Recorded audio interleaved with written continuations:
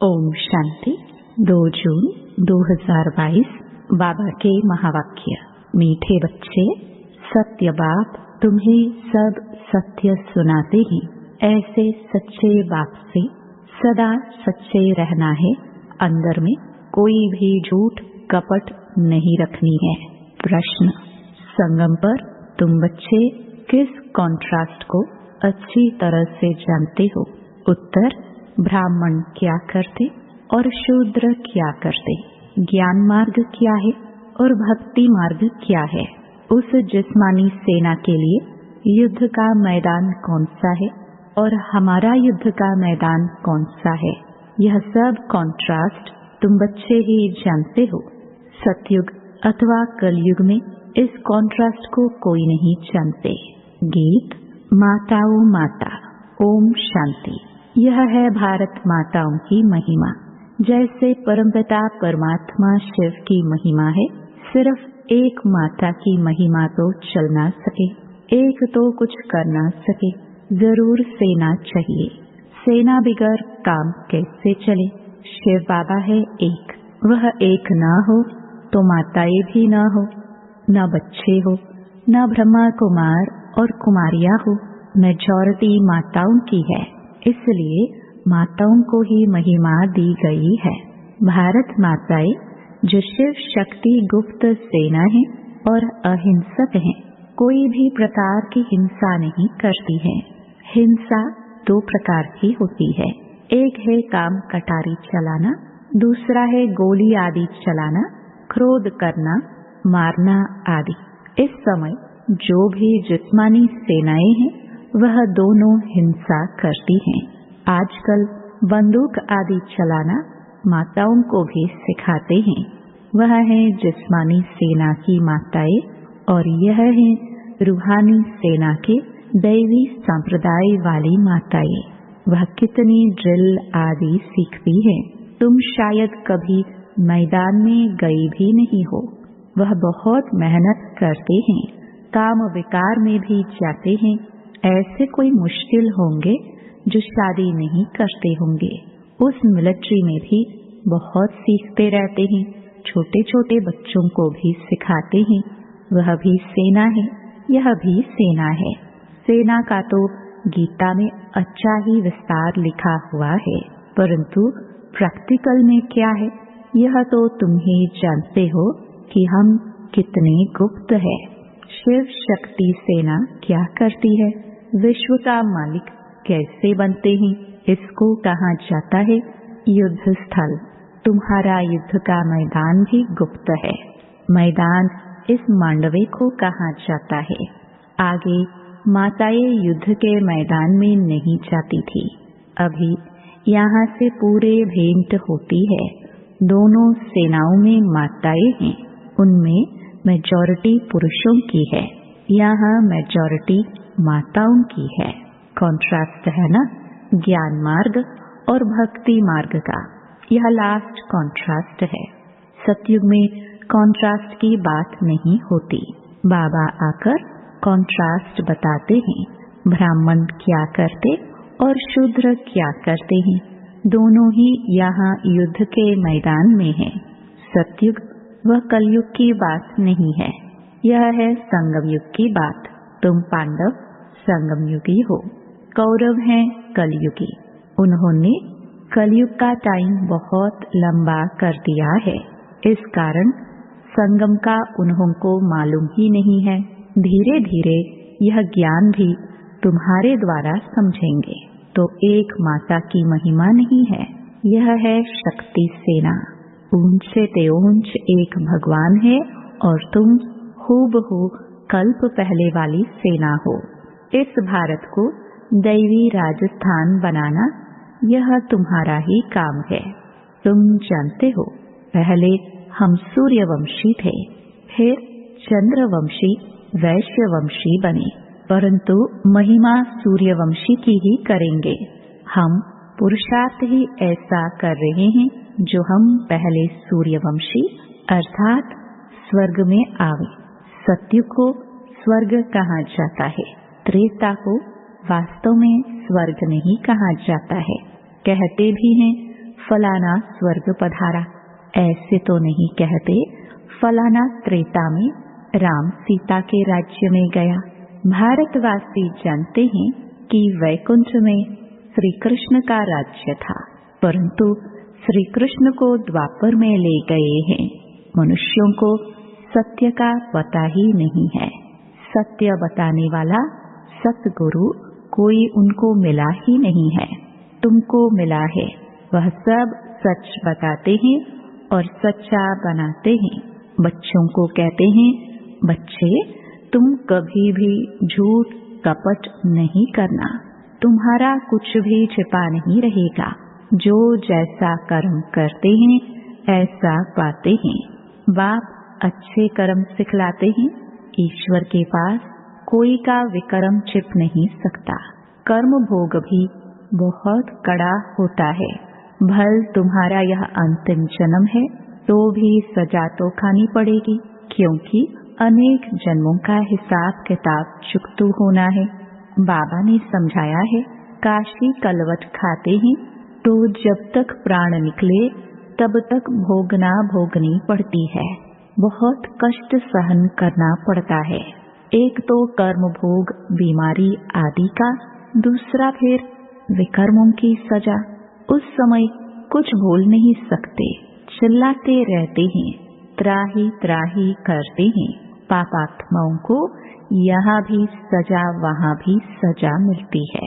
सतयुग में पाप होता ही नहीं। न कोर्ट न मजिस्ट्रेट होते हैं, न गर्भ जेल की सजा होती है। वहाँ गर्भ महल होता है। दिखाते भी हैं, पीपल के पत्ते पर कृष्ण अंगूठा चूसता हुआ आया, वह गर्भ महल की बात है। सतयुग में बच्चे बड़े आराम से पैदा होते हैं। आदि मध्य अंत सुख ही सुख है। इस दुनिया में आदि मध्य अंत दुख ही दुख है। अभी तुम सुख की दुनिया में जाने के लिए पढ़ रहे हो। यह गुप्त सेना वृद्धि को पाती रहेगी। जितना जो बहुतों को रास्ता बताएंगे वह ऊंच पद पाएंगे। मेहनत करनी है याद की। बेहद का वर्षा जो मिला था वह सब गवाया है, अब फिर से पा रहे हैं। लौकिक बाप पारलौकिक बाप दोनों को याद करते हैं। सतयुग में एक लौकिक को याद करते, पारलौकिक को याद करने की जरूरत ही नहीं।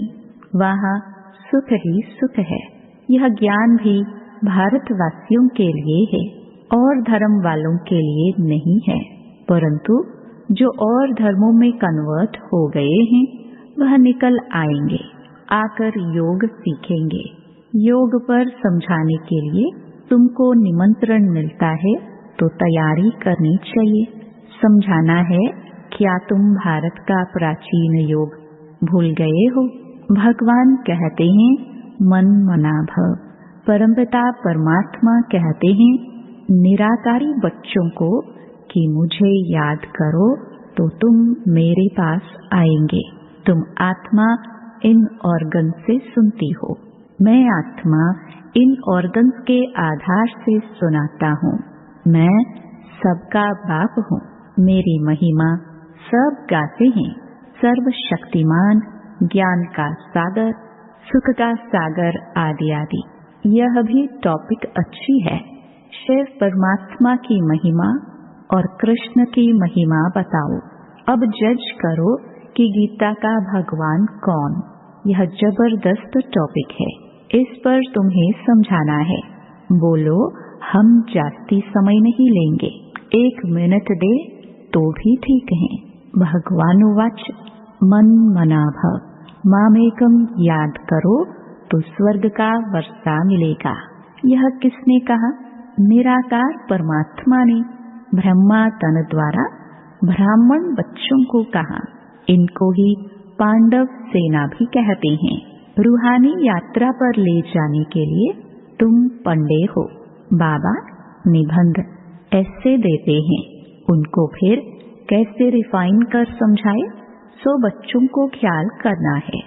बाप को याद करने से ही मुक्ति जीवन मुक्ति का वर्षा मिलेगा। हम ब्रह्मा कुमार और कुमारियां हैं।